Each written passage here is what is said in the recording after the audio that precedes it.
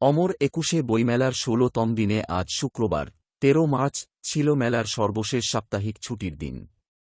নতুন বই এসেছে ২৭৭টি।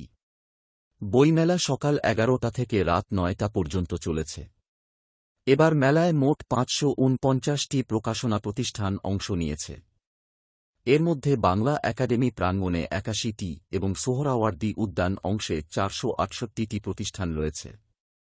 নানা ব্যস্ততায় যারা এতদিন মেলায় আসতে পারেননি, তাদের অনেকেই ছুটির সুযোগে আজ ভিড় করেন বইমেলায়।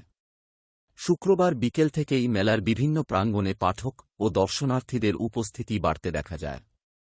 মেলায় থাকছে শিশুপ্রহর, শিশুকিশোর চিত্রাঙ্কন, আবৃত্তি ও সঙ্গীত প্রতিযোগিতার পুরস্কার প্রদান, শিশুকিশোর চিত্রাঙ্কন, আবৃত্তি ও সঙ্গীত প্রতিযোগিতায় বিজয়ীদের মাঝে পুরস্কার প্রদান করা হয়।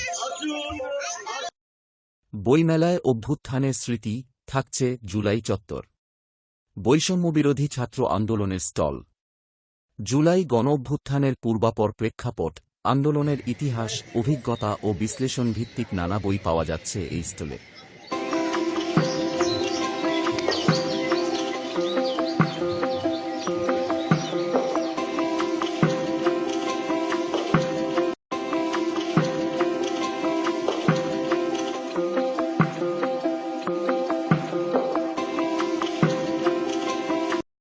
আগামীকাল ১৪ই মার্চ শনিবার মেলা শুরু হবে সকাল ১১টায় এবং চলবে রাত ৯টা পর্যন্ত।